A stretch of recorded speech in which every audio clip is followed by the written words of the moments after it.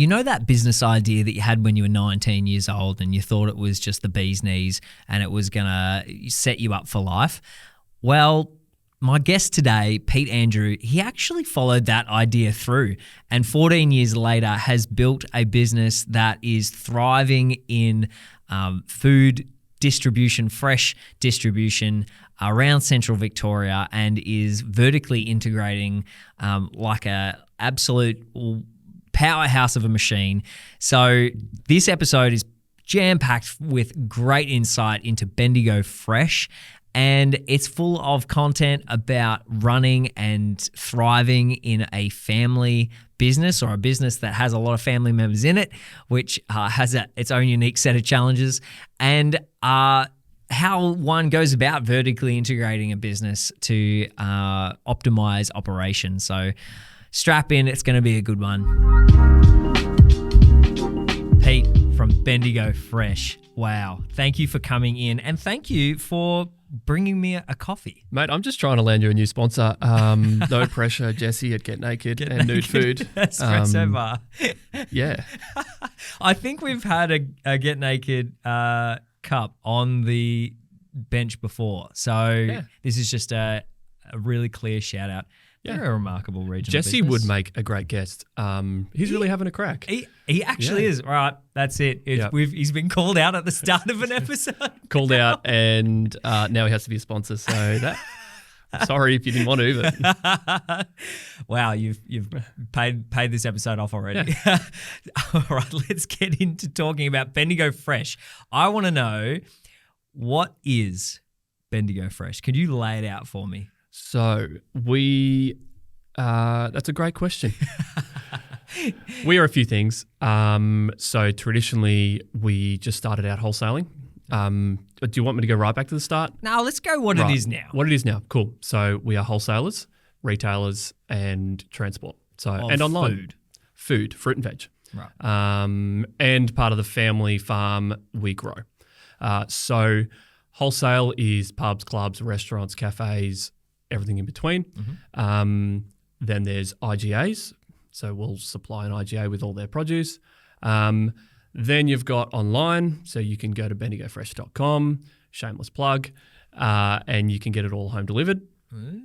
Then we have a shop. So 12 months ago, we took over a site in Swan Hill. So that's our first retail shop. Wow. And so we retail and wholesale up into Northern Victoria. Wow. And so, yeah, we're having heaps of fun with that. We love retail. And, yeah, so it's pumping along. Then we do transport. So, wow. A lot of our food is produced in Swan Hill or Northern Victoria. And we've got our own farm here. There's different growers in the region. So we transport back to market into Melbourne. Wow, so you've got quite an integrated kind of system going here. Like you got B2B, you've got B2C, online and physically, and you've got the transport logistics as well, and growing on site. Yeah. What don't you have? You don't have a restaurant yet. No. Are you ever going to? Funnily enough, I supply a lot of restaurants, and I don't know if I'd touch that game. No, look, I probably would, but oh, that's awesome. So that's quite an operation, right? There's a lot involved there. There is a lot of moving parts. So we're pretty well 24/7. Wow. There's like a 2-hour gap, 3-hour gap in the evening where someone's not on the books. So yeah, a lot of getting woken up in the night time. Not as much these days. We're running a bit smoother, but the phone can ring any point of the day. Wow. You don't really get to escape work. You've constantly got someone on the books, so your mind is generally always engaged as to what's happening. So that comes with plenty of challenges and a lot of vehicles and logistics and Wow. So how many people you got working for you? Over 30. Over 30. Yep. Nice. I don't know exactly, but it'll be over 30. Yeah, cool. Yep. And on the transport side of things, what's your transport schedule looking like? Haven't you got trucks that you got going? They go to market, they go to Swan Hill. Yeah. So for us, transport is a lot of backloads. Okay. Because we're going back to Melbourne anyway, so we might as well be full. Yeah, nice. So that can look like, for example, at the moment we're doing a contract for an apple grower. And so I think it was last week we did about, for their season we'll do a few hundred tonne of pink ladies, organic pink ladies in Melbourne. So that's a lot of apples. so that's big loads. That's like 30 tonne a load. And then we do a smaller stuff. So there's a guy in Swan Hill, he does like Dutch carrots and English spinach. And so that's more of a daily thing. We'll be taking loads back into Melbourne. And we've done heaps of that sort of stuff over the years, mushrooms, and we have our own farm. So, it's nothing to send a semi-load of cabbage into market. And wow. Yeah. That's crazy. Through summer we got lettuce, and so it's evolving through the seasons, and a lot of moving stock. Wowee. And keeping it cold. Man, I'm so fascinated because I've followed your journey a little bit. I've known you for a little while. And little while. We went to school together, right? Although we couldn't place that together when. No. But we did. We're in the same class. No, yeah. We were anyway. A long time ago. But I've watched your journey in business from afar, but never got down and dug into it this deep like this. So I'm really excited to hear like the full story from the horse's mouth. How did you get into this game and build the business to where it is now? It is an insane journey. And it was, we often say, I actually just said this to my wife a couple of weeks ago, if we had to go back to day one, I don't know if I could do it again. Yeah. But then the reason I said that is because I was like, you know what, this just feels like we're still at day one because there's just so much ahead of us. There's so much to do. So I'm sure in like 20 years time, I'll look back and be like, oh, I couldn't do that again. Look, that's probably a good thing that you don't know the challenges explicitly that are ahead of you. But you could look at it as a really good thing is in that you've got the vision. You've got vision for the future and you know that you've got more to do. Yep. So at this point, the challenges are kind of easier, but they're just a lot bigger and more risky. So anyway, so back to good. Origin story. So we started it 14 years ago. I was 19. Rochelle, my wife, she could have been 18. Yes. Sorry, I'm a bit vague. Maybe my wife was 19 and I was 20. We weren't married. Yeah. Which is crazy. You went into business with your girlfriend? Yeah. Wow. Yeah, stupid. That's so good. Yeah. I knew she was a keeper, right? So I had to find some way to tie her in. Lock her down. Yeah. Good. Yeah. So, you know what we did? We bought a franchise. Cool. Called Aussie Farmers Direct. Do you remember that? Yeah, I certainly do. Yeah, there you go. Yeah, we got a few Aussie Farmers boxes. Yeah, they're still floating around all this time later. Wow. And so we borrowed a stupid amount of money. Yeah. It was a lot. It would still be a lot now. So back then it was a stupid amount of money. Hundreds. Yeah. Hundreds of thousands. Yeah, Wow. multiples. So we borrowed a heap of money, bought a franchise. This thing was pumping. It was the fastest growing franchise in Australia, 3 years in a row. Lot of hype around it. It was going real good. This is pre Coles and Woolworths doing home delivery, if you remember back that far. Oh yeah. So this is ground cutting, on the edge. Yeah. Online ordering, home delivery. It's like Netflix while there was still DVD stores around. Yes, 100%. Yep. So we bought that. We're like, this is good. Right. And it was good. Yeah. It was good for quite a while. I'm thinking around sort of 5 years. Yep. Hard at the start because it was brand new in Bendigo and we were hustling to get it up and going. They were a pretty good franchise. We had a lot of support to do sales and marketing and all the rest. So it was a really strange arrangement where, so in the end, the franchise so the master Owner franchise, yep. they folded. So you had all these franchises. Most of us were making okay money. Like we, at this point, we weren't actually physically doing any of the work. So we just had drivers going out, doing all the deliveries, etc. Yep. We were managing it from the background. Yep. Rock up to work. Actually, the story gets worse. we go to the accountant on the Friday. Yes. So I've missed a chunk of the story, so I'm going to backtrack slightly. Okay, We'll go. come back to this. Yeah, okay. All right. Meanwhile, we're just a couple of young business kids, and it's a franchise, right? So we got bored pretty quick. Yes. So we were like, let's start Bendigo Fresh, which we did. Okay. All right, so that's the backstory. We'd been doing Bendigo Fresh for a couple of years. It was going pretty good, just doing some IGAs and restaurants and whatever. Yeah. So Aussie Farmers is still happening in the background. Right. And we go to the accountant on a Friday, and we're like, you know what? Maybe it's time we offload Aussie Farmers. Yep. And we're like, let's sell it. And I think we worked out it might have been like high 200 to 300 grand we could get for it. Okay. Which to us, that's like winning. Back then, that would go a long way. Yeah, that'd buy a nice house back then. Yeah. Yeah, Like, right? Yeah. Not a bad one now. That was going to be our beach house. Yeah, Because great. that's what we wanted at the time. Yes.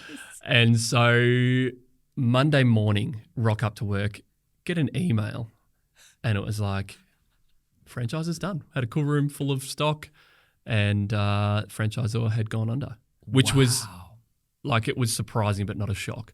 Right. Because we just had an inside view of the company and they were way too top heavy, made some mistakes and folded. Right. Um, What does it look like for a franchisee when the franchisor goes under? What did you have to do? You just lost it. just lost it. Life just went on. Nothing changed. I had to lay off one guy Okay. who was going to go anyway. Okay. We won't go into that. Yeah. But he was going to go anyway. Okay. And Wow. I probably had 3 staff managing that, or working in that. I absorbed 2 of them into the wholesale. Yep. And one we let go. Right. So you had a franchise that was doing B2C through online orders of home delivered fresh produce. Yep. And through wonderful intuition, insight, you decided to go into wholesale because you were a bit bored. Yeah. And then, Well, we saw a need, but we were bored. yeah, you saw the opportunity, right? Yes. And then the B2C, the franchise folded, but you were okay. Yeah. That's amazing. That's awesome. That is great. Yeah. So we call that our very expensive apprenticeship into business. That's great, because when you tell me, paint the picture of 19 or 20-year-old Peter, what did he know about business? Nothing. Nothing. That sounds very similar to 23-year-old Caleb. Right. So what gave you the appetite to go into business? You know what? At that time, we wanted to make money fast and retire. Right. Yep. Yep.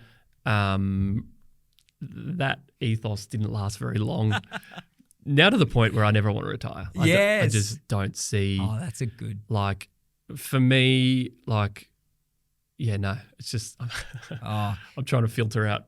No, I know what you're saying though, because like I feel the same way. I think of that classic dream of retire at 30 or retire at 40 and go, but what are you actually going to do? And people say, I'll sit on the beach. I'll sit by a pool. I would be how so bored. How old that would get? Yes. It's so fast. So I couldn't do it. That's a lack of purpose. And everything. I don't have that many hobbies because all I do is business and work, and that just becomes your world. So retirement isn't.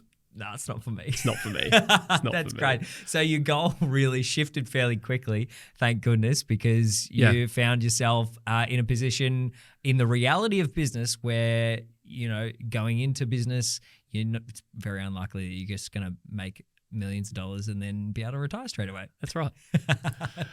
So, we probably realized how hard business was. Yeah. Yeah. We had to hustle. Like, we probably lost a lot of our early 20s just in building the business, because when our friends were going out and partying, we were working. So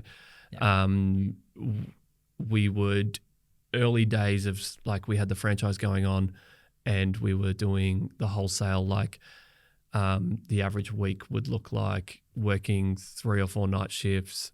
You'd go home, grab a couple hours sleep, and then you were back into it making sure the deliveries were happening. Whoa. It was putrid. Whoa. Yeah, big hours, night shift. Night shift is the pits. Doesn't sound good. Nah, and I'm not Shift. like one of those guys that can lay down and just go to sleep. You lay down and your brain's like, sun's up, there's 20 things I could be doing. Whoa. Wow. Yeah, so it was a hustle. That's crazy. Big hustle, a lot of hard work. Yeah. So how that's Bendigo Fresh, it started from that opportunity, right? You saw the potential, that you had the resource. Yep, had resources. We were growing, so we were now transporting our own stock into the markets. Yep. For the family farm. And so we saw a need just to serve customers really well. Bit of a niche, the smaller guy, do it really well, overserve. Right and on. so we carry that ethos. Now, okay, we're a little bit bigger. We don't do all the lifting myself. But yeah, we carry that into, what's unique about us is that ability to overserve and meet the customer's needs. I love it. Yeah.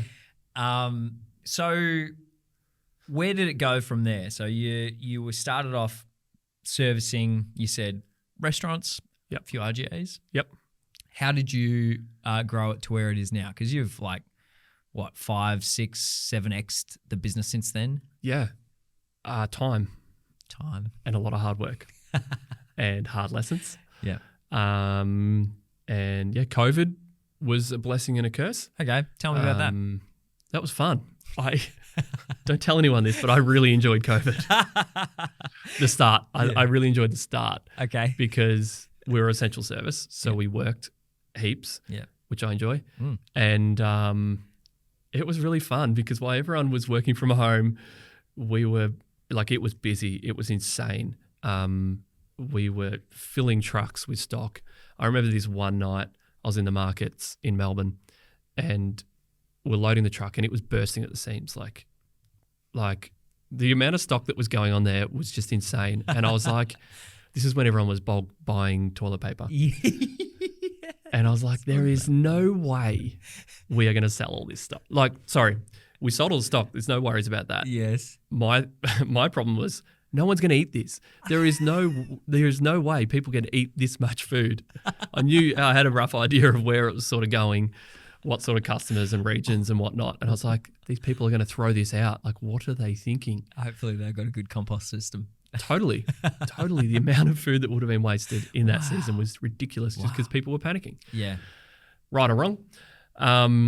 It worked out for you. Make up your own mind. But look, it was fun. It was fun. Wow. So the start was crazy. Yeah. Obviously, the home delivery went off. So we had canned home delivery because that was tied up with Aussie Farmers. Yep. And we were toying with the idea pre-COVID of, all right, we'll go and do home delivery again because it worked and it was a good little business. Yep. So we were like, yeah, we'll do that at some point. COVID hit, and we're like, primo, let's do it. So we had rough infrastructure ready to go. We just hustled like crazy and got it up and running, and it went off for, I can't remember how long COVID went for. It felt like a long time, and it just went crazy for ages. And so now we've redeveloped that and made it a lot better with a decent website, and Great. So that's been hustling ever since. And how's that growing? How's it going? Is it growing? Yes. Yeah, it's ticking along really well. Yep. We're just working on just getting better at the online experience, getting better at our marketing because there's heaps of people that don't even know about it yet. Yeah. Working on that.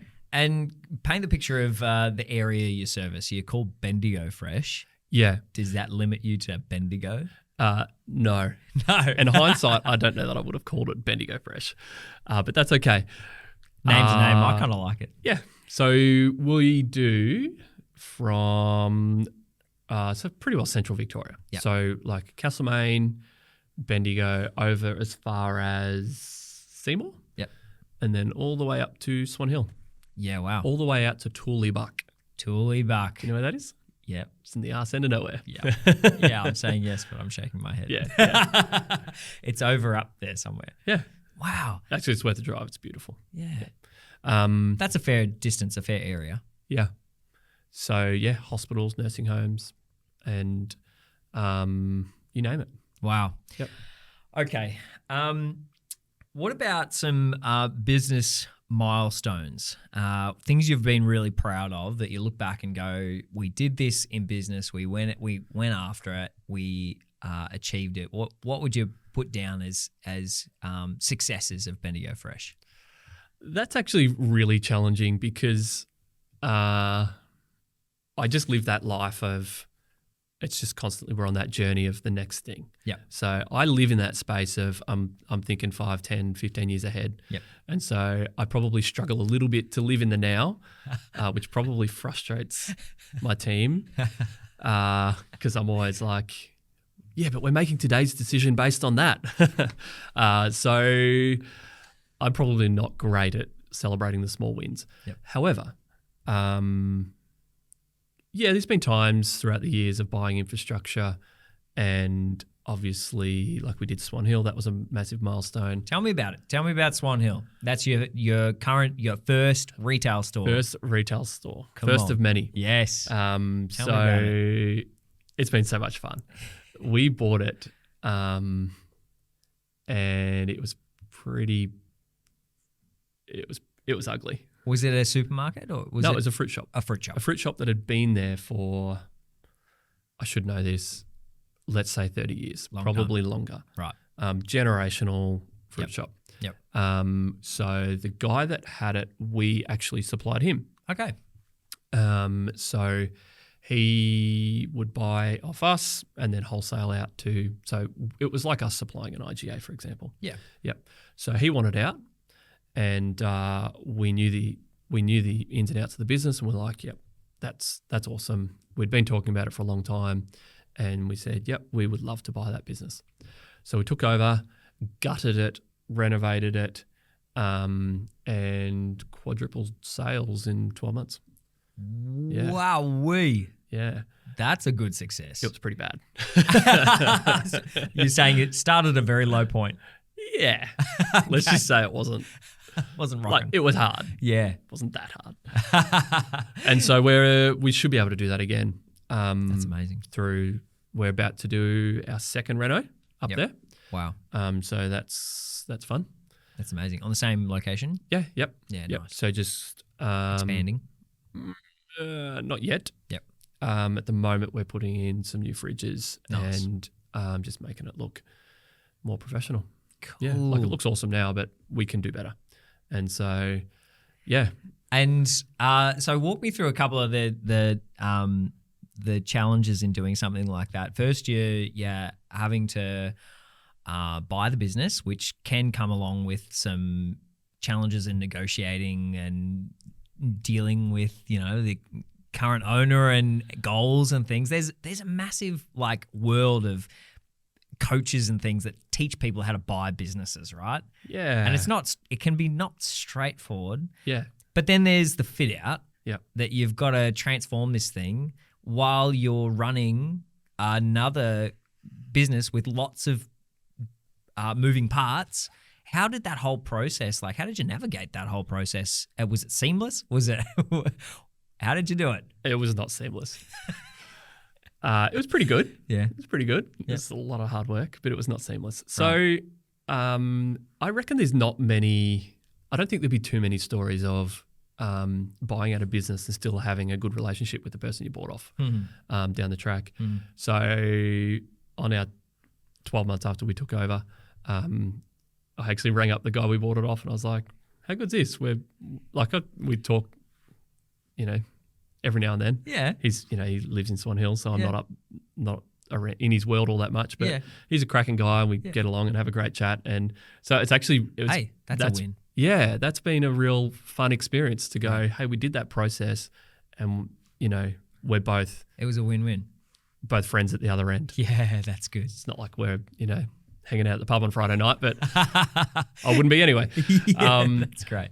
So that process was pretty good. yeah, staff was a challenge. Okay. So when you take over a business, you usually take over the staff. Yep. I would do it differently next time.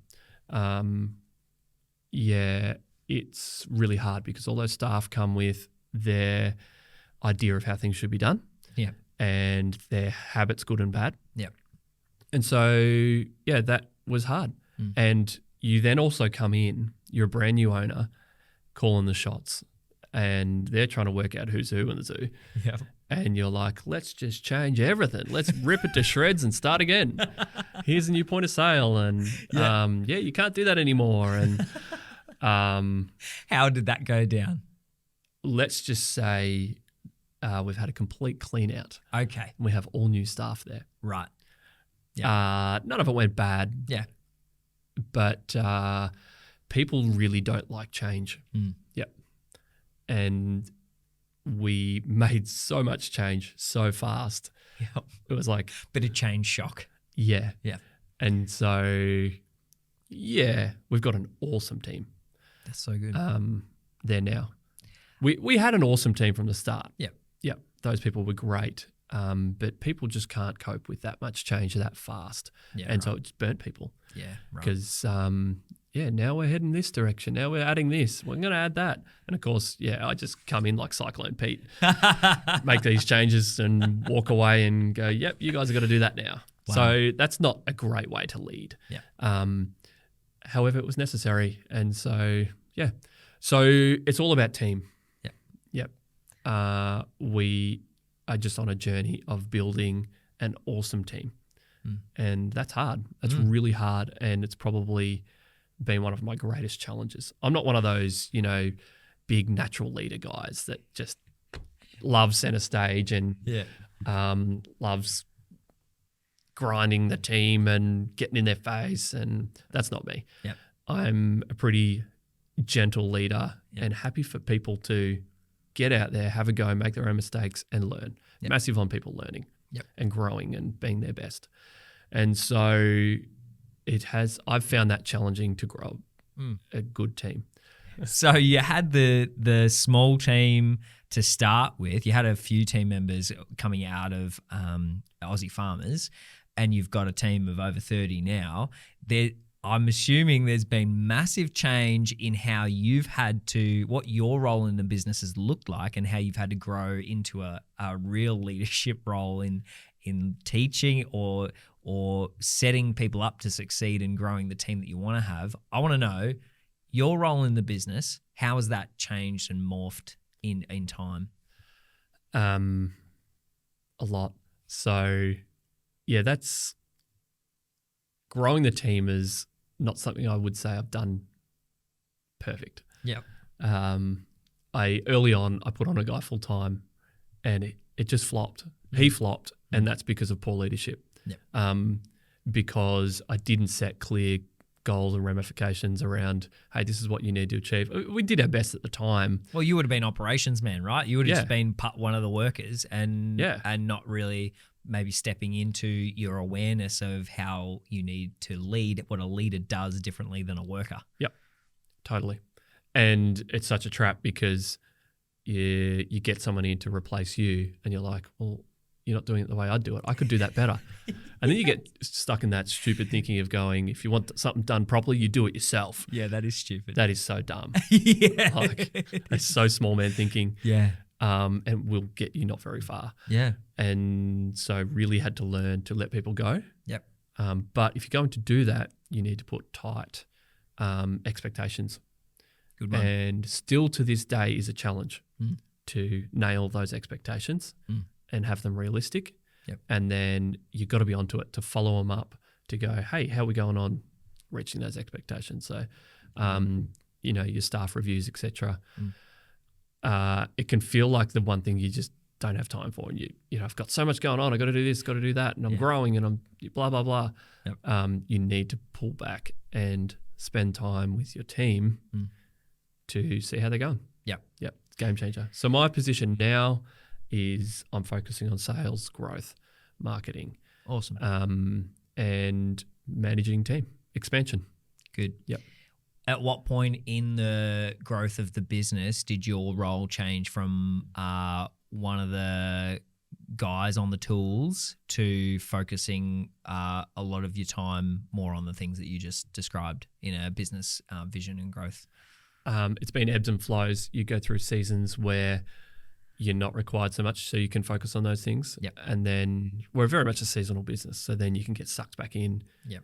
And when things are really hectic. When things are hectic. Yep. Or you're just a bit short and you got to knuckle in and get the job done. You've stepped into a stage which I like from my position as a business operator. Like, I'm very much on the tools. Yep. And trying to walk that line of I need to grow the thing and I need to be focused on outreach, marketing, sales, strategy. But then you get pulled into the work and the doing of the things, and that's a really tough line to walk. Yep. I call it getting sucked into the vortex. Yep. And so the second you walk in the office, everyone wants to vomit on you and you just get sucked in. So going to the office is a trap. We have a shared office and secretly I hate it. I don't think it's that much of a secret. It's not a secret anymore. No. I recently put this bookcase in front of my desk and the guys were genuinely offended. They were like, "What, you trying to cut us out?" I was like, "Yeah. Yes, I am trying to cut you out. Leave me alone. I'm trying to work here." There's a thing about interruptions, right? That an interruption in terms of deep work it'll take you 20 minutes to even get back to the similar spot. Yeah. And it can ruin an entire day because you think about every 20 minutes, less than that, you'll be getting interrupted. Adding 2 cat videos that I've, self-punishment. That's great. Wow, that's wild. Full on. Where was I going before that? Cat videos got me. I've got one to show you later. It's so funny. There goes another 20 minutes of distraction. I'm sorry. The image you put in my mind of walking into the office, getting vomited on. I see like, those color runs where you fun run and they throw color things at you. I just see that like walking into the office, people either side just unloading. Yeah. And then you got to shake that off before you get home to be a dad and a husband. Yeah. That's challenging. How do you manage that, man? Like you said you've got a 24-hour, almost 24-hour operation. Family. How involved is family in business, and how do you manage who you are at home and who you are at work? Right. So let's start with the family business thing. Yeah. Because I've got the brother-in-law. The sister-in-law is a partner in the business. She bought in almost 4 years ago. And then you've got the mother-in-law in the office. The father-in-law grows. The uncle drives a truck. My old man does deliveries. He's semi-retired, so he's coming into, which is, it's awesome. That's great. Comes with challenges. Yeah. May I say. I think anyone listening to that description of who's involved could imagine their own family being in that situation and going, "Wow." Yeah, it's actually funny. I talk to a lot of people about this, and even I was talking to someone just the other day, and they were saying having the wife in the business. Couldn't cope. Hated it. I can't imagine life any different. It's just the way it's always been, and we love it. Works for you. Yeah, so it's good because family have your best interest at heart. Yep. So you will not get a staff member to buy in and be as committed as a family member. Yep. Sometimes it can be like overwhelming how much buy-in you get off them because it's like, I'm trying to have a break. It's like Sunday afternoon. They're talking shop with you. Yeah, it's like I just want to forget about work for a minute. Yep. It's like, did you think about this? Did you do that? It's like, shut up. I don't say that, but so that is a massive benefit. Yep. Because you can't get that out of staff. Yep. Or it would be very rare. Mm-hmm. That's awesome. There's obviously 2 sides to any coin. Yeah. What are some of the challenges and how do you navigate the challenge of working with family? Yeah, the communication needs to be just so clear. Yep, good or bad. Yep. If you've got a problem, you need to bring it up. Yep. If you let something fester, it will fester and get moldy and gross faster than it will with a non-family member. Yep. A staff member, for example. Yep. because they've got skin in the game, as in they're invested in you, they're twice as committed. So a little bit of offence will be felt so much more. And so you need to manage that. You need to communicate really clearly, which is not something I'm necessarily that good at. It's always a new challenge to learn, and communication is key. Yep. Good one. So then go to taking it home to be a dad. That's challenging. I live really close to work. I used to be about, my house was like in town. So I was like, 10, 15 minutes drive. 15, yep. That was awesome. Now it's like, it's not worth starting the car to get home. You walk. You could. If you I wanted. could. Yes. I did ride the bike for a little bit, but it didn't last. So that's hard because you don't get that 10, 15 minutes to shake it off, listen to a podcast or, get work out of your head. So it's just so important you don't come home and do what happens to me when I walk in the office. So you don't want to come home and vomit on the wife, because then she'll carry your burden for the next 3 hours while you're trying to put the kids to bed. So I just do my best to dust it off on the way in and try and forget about it. And what's the great saying? Kids spell love Time. So I try and just be really on. The second I walk in, it's like there is nothing else in the world but them. And I actually find that you don't have to be home. Like I've got these friends and it's all about, I work heaps less so I can be engaged dad at home. That just doesn't ride that well with me. For me, I think you can still live this really busy life, grow a business and push forward. However, when you are at home, like I try and make sure I'm home at 5, 6 o'clock, and they've got my full attention. And well, I try to. Shell might say something else, but don't drop a comment on this video on YouTube. Yes, Rochelle. thank you. So I try and be fully engaged, and that's just wrestling on the floor through to how was your day, trying to get conversation. I got young kids like 5, 3, and 1. So there's different things there. So different needs, different engagement needs. Points. That's awesome. So, but yeah, I love that. All right, let's switch gears into lessons or challenges, mistakes, and lessons learned across your years. 14 years, did you say you've been? 14 years. Yep. What were some challenges that you faced or mistakes you ran into, and what did you learn from them? Yeah, it's been like heaps. Yeah. Yeah, which is normal. Yeah. It's good. Challenges are great because you learn so much. The harder the challenge, the faster you learn. So challenges, I would say early on, we were too dependent on big customers. So we might have one customer that spends $1 million a year. Yeah, wow. So you have a few of those, right? That's a large portion of your business. Yeah. And so we learnt quite quickly, maybe not quickly enough, to have eggs in different baskets. So that's why we've done a bit of transport and we've gone into retail and so on and so forth.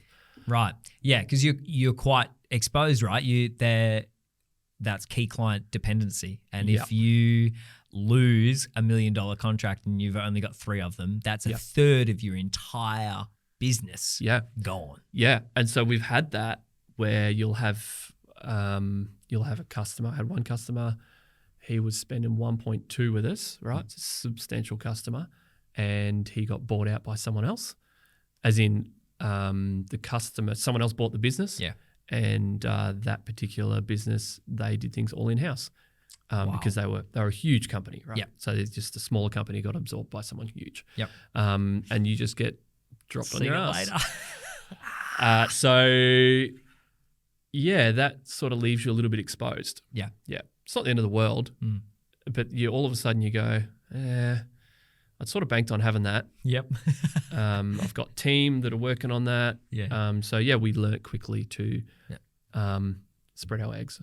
Love it. So the other thing with those massive clients is it's good business, but it's super competitive. Right. You've always got 3 people trying to take it off you, and they'll do almost anything to get the customer. And I bet of different sizes as well. Like I bet you some of your competitors are much bigger than you. Yeah, they're I'm right. guessing. They're all coming out of Melbourne. Yeah, and so they could do things that you couldn't do to try and steal the customer. Totally.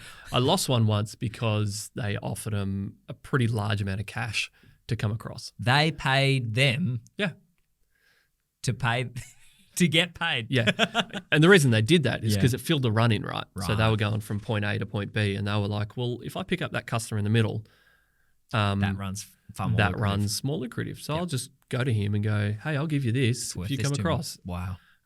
Same price, same quality, same service. Here's the money to come across. Oh, well. Sorry, Pete, I like you, but that was exactly the conversation. wow. Yeah. But I was just like, you know what? Yep. I'm not interested in that.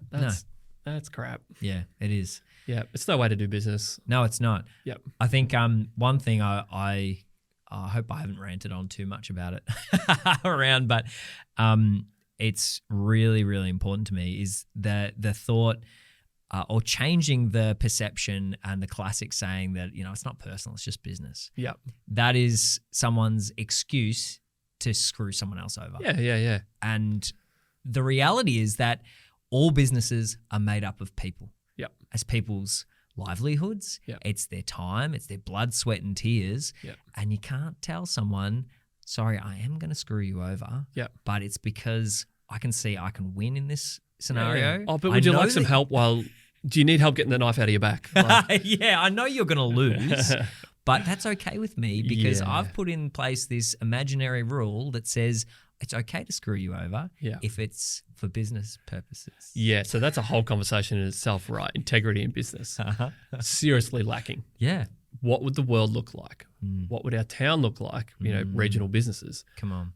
if we drop this thing of screwing each other over? Yes. What if people mattered? Oof. Whoa. Hey. Now you're casting a vision that's Yeah. making me feel goosebumps. Yeah. I love that. And going after that it's harder. Yeah. It takes more effort and intention to find the win-win when you will always be able to see the win-lose straight away. Yeah. If I do this, it's going to be really bad for that person. That's always an easy option. Yeah. Easy option to find that. Yeah. But I would challenge the thought that there is not always a win-win situation that you can find in business if you work for it. Yep. That's awesome. I think one of our, where I've landed with that is if we're going to screw someone in the process, being,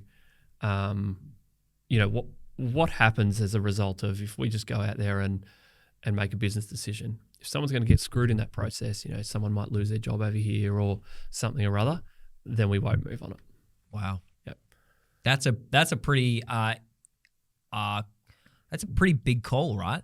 Because Now that I've said that, I'm thinking, crap, have I done that? Because we're not perfect, right? that's right. And that's the reality. But that is a sentiment that not many people would share in business as a whole, I would say. Go to any business coach and they'll teach you to just screw anyone at any cost to get what you want to grow your business. It's rare. Yeah. No, I love that. Where were we? We were on Right. Challenges. All right. There was one. I want to know any. Oh, do you have any others before I move on? I want to know about. No, we can keep going. Great. Okay. So I want to know over your time in business so far, we're always learning, we're always growing. What wisdom can you pull out of your story and lessons that you've learned in your own growth and development that you could pass on? What would you say is one of the most important things that's been to you in growing and running a business? Yeah, right. That's a fun question. So, I mean, there was a lot of learnings in leadership, and there still is. What I know in leadership now is miles above when I was 19 or 20. And by the time we've got a team of 100, I will be a completely different person and lead so much better, hopefully. So I've got a lot of lessons to learn. Yeah. So you can never learn too much about leadership, I think, if you're going to lead a team. Another massive challenge, I think, that I've learned is about knowing your numbers. So Cool.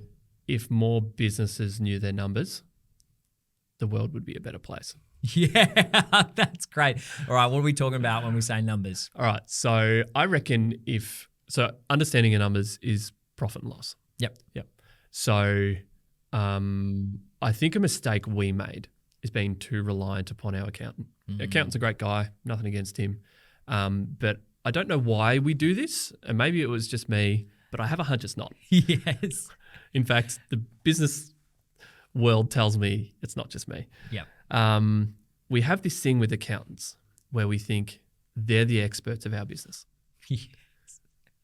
Go figure. Yeah. So we would start out, right, we'd go to the accountant and it'd be like, oh, how'd we go? Am I happy or am I sad? Like, Yes. how was the year? Yes. Which is altogether way too late to be even considering how you're going. Yeah, right. So we flipped that. Now it's about, I've learnt to spreadsheet and build spreadsheets and stuff, and now I'm silly on it. I love it. Yeah, nice. I get excited about it. Right. So now I want to go to the accountant and go, hey, this is what I've done. This is what I've made. I want to sit down and tell him, not him sit down and tell me. Right. What I want to go to the accountant and do is I want to say, hey, I made money, help me avoid paying too much tax. The tax is not a bad thing. We've got to pay it. Yeah. But help me not get overdone. Yep. And do my best because it's the worst job on earth. Yeah. And if you stuff that up, it's really frustrating. It's really bad. But that's what the accountant's there for. And I think you touched on something really fascinating and really true. I've been there where I go, I'm putting this expectation on my accountant to tell me, to give me the direction of what I should be doing, tell me where the holes are, tell me how much profit I'm making, distill all of it down. It is literally like I'm going to them and saying, you're the numbers dude. Yep. I don't do numbers. How many business owners out there that say, oh, my accountant does the numbers? Yeah, that's dangerous. Yeah, real dangerous. It is because you suddenly don't have your finger on the pulse of your business, right? Yep. You have no idea how much it's costing you, how much you're getting in. A lot of businesses are operating where they're like, well, I'm making money. I mean, we're still here, so it must be working. And then people get stuck in the trap of looking at the bank account. Yeah, your bank account doesn't tell you if you made money or not. So good. I mean, if you're a small business, maybe. Yeah. Probably because it's not a bit of money coming in, not a lot going out. Yep. It might be somewhat simple, and if the bank account looks bigger at the end of the year, you're happy. Yeah.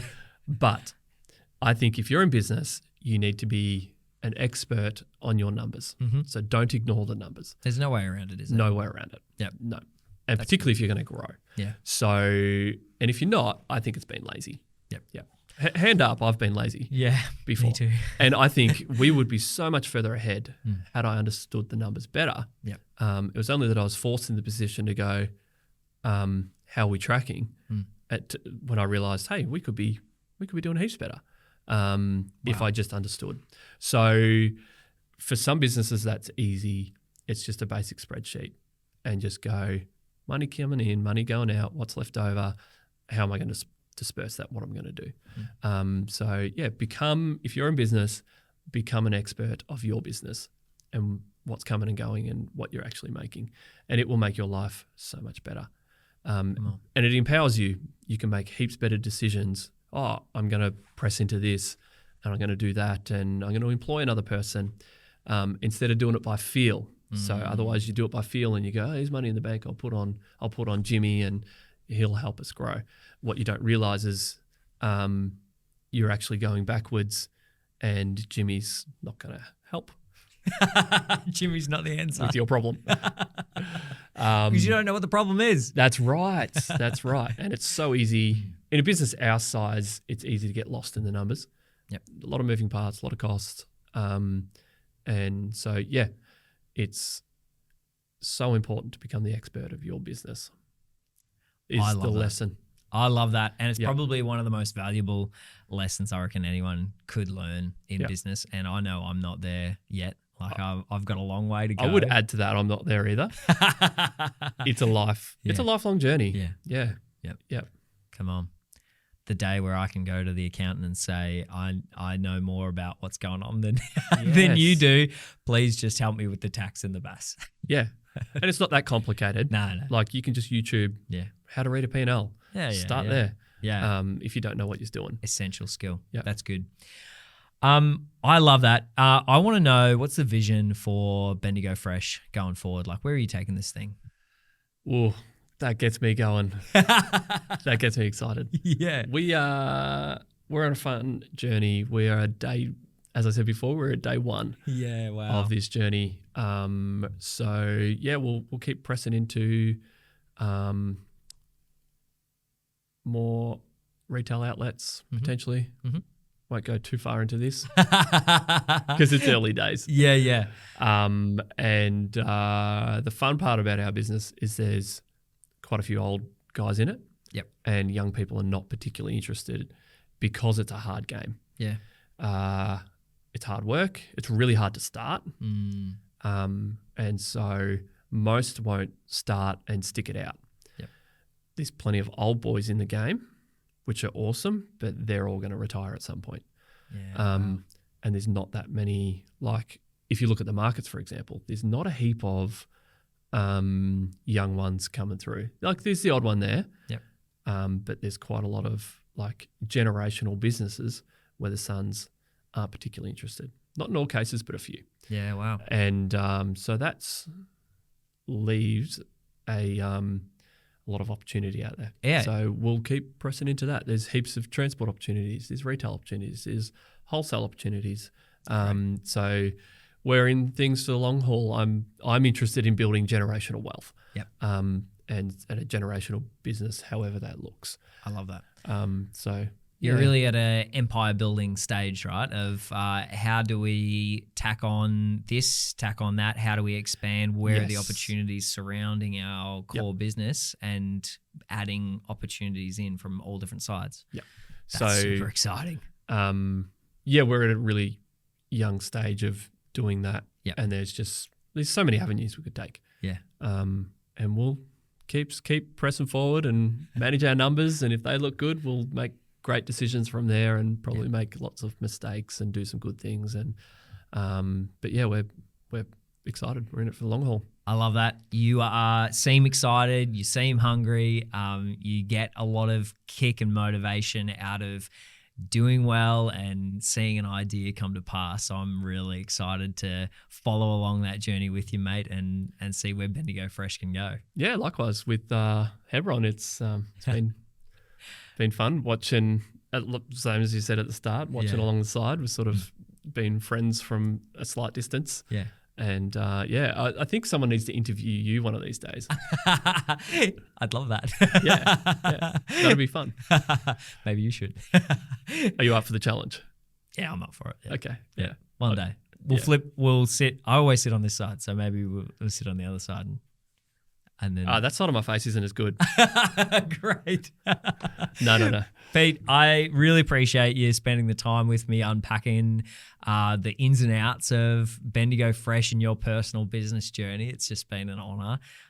And there's been some vision cast and some challenges set for the wider business community in terms of how we operate. I love that. So let's chase that together, dude. Yeah, that sounds great. Thanks for having me on. I've been loving your podcast. Some of your guests have been really good. So if you haven't gone back and listened to previous episodes, if you've stumbled across this one, please go back. Personal favourites, Cassinia. Oh, yes. Yep. Paul Detman. Yep. Sorry, I can't remember names. And I love that episode. I actually want to reach out to him at some point if you're listening. Let's have a coffee. That's great. I've got heaps of questions for him. And the Safe Escape, Steve Durkin. That was awesome. Yeah. That mind-blowing, right? I love that stuff because it gives you the freedom to dream. Yeah. And go, he's just had a crack. What if we just had a crack? What would happen? Yes. Come on. I love that. It's like, thanks, dude. Dream big. Yes. Yeah. I love that we're getting to a stage in the podcast where people have heard some of it before they're getting on, or they've got some form of connection and have got some value from it. So I really appreciate that. Good Awesome. shout outs too. Well, that's it for this episode. If you really enjoyed listening, why don't you drop a comment in the comments below? Make sure you like the video and subscribe to the channel so that you get updates on when all of the next ones come out. That really helps grow this little community of people that are diving into regional business and celebrating and learning more from it. So really appreciate your support, and I can't wait to see you in the next one.